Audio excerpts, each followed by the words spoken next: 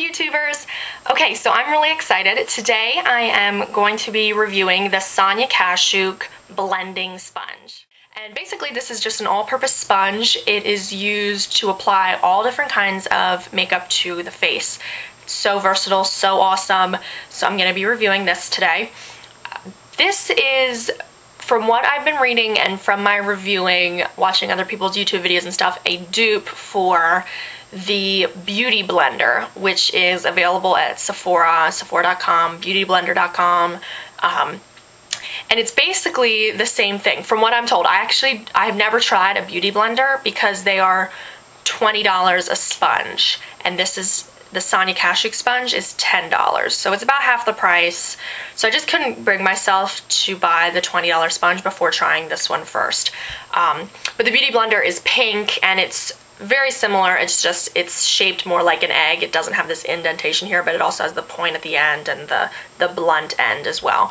So it's basically the same thing. If you have a Beauty Blender and you swear by that, I'm sorry, I'm not trying to offend you at all. But this is the one that I got. It's available at Target. Target is where Sonia Kashuk is available. The whole Sonia Kashuk line is available at Target.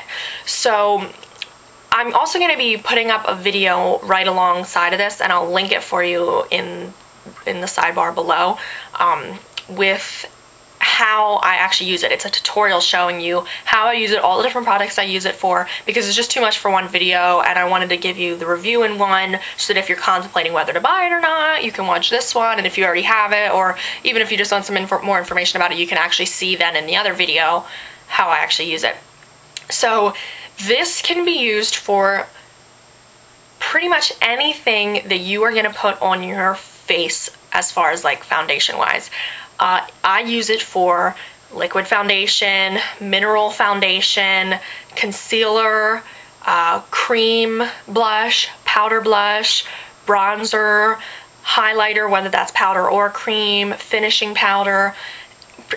Pretty much anything that you want to put on your face, you can do it with this. And the secret to this is making it wet.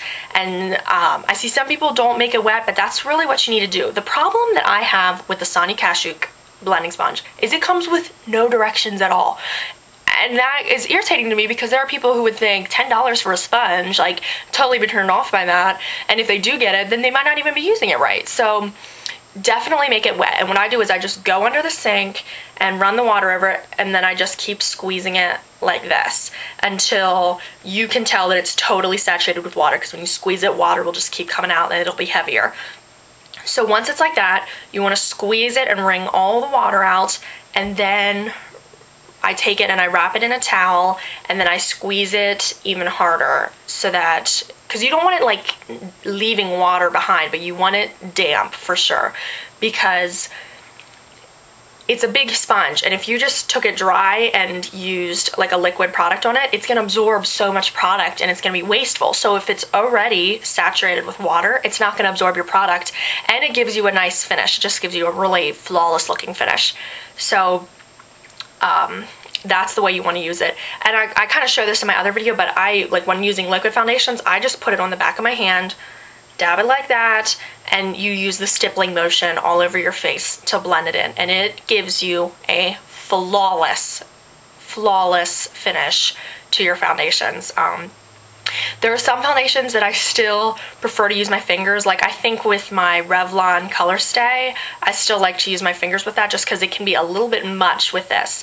But what is really nice about the blending sponge is it's completely buildable. The coverage is totally buildable. You can go over it, and if there's areas like under your eyes and things like that that you still need a little more coverage, go back over it, and that's what you do with the big end. Now for this pointy end, that may look kind of weird, but this is perfect for concealer. It's just perfect. You take, you know, whatever concealer you're using and dip it in there, and then it fits perfectly under eyes, around noses, you know, like little spot areas you're trying to conceal. It's so perfectly shaped for that, and it gives you an awesome coverage. It's perfect. And it's really nice. So you may be thinking, okay, even though this is half the price of the Beauty Blender, it's still $10, which is a lot for a sponge, but it is reusable. So it's eco-friendly because you're not throwing sponges away all the time. and it really does end up, you know, maybe saving you money in the long run, because I know I was reading on the Beauty Blender website. Now I know this is different, but I feel like they're pretty much the same thing. And they said it'll last about 3 months, but that depends on your usage too. And I feel like a product company is gonna tell you a shorter lifespan so that you're throwing it away and buying it more from them. I don't know if that's actually true. Yeah, so depending on how hard you are on it, how much you use it, you know, as long as you're still getting a good finish, you can just keep using this. And I don't even, unless I've like really used it for a bright blush or something like that, like at the end, I don't always wash it every time either. Because you wouldn't want to use it for a blush at the end of your, you know, at the end of your makeup routine, and then the next day go do foundation, because then you will get that all over your face. But yeah, I don't necessarily wash it every time I use it, especially if I'm just using it for a powder or something like that. But yeah, so I've had this month and a half probably, and I have not by any means used this every single day, but it's still in great condition, so yeah, I'm definitely happy with that. But it might actually not cost as much as you think, because if you buy like a bag of blending sponges or something like that, like just those little wedge sponges, you know, if you're using that once or twice and then throwing them away, you know, you're gonna end up going through a bunch of those, whereas this you just keep washing and reusing. So, you know, $10 may seem like a little bit for just a little sponge, but you keep washing it, reusing it, so it doesn't end up, you know, it's actually not that much when you think about it. But yeah, it's super great. I definitely recommend it.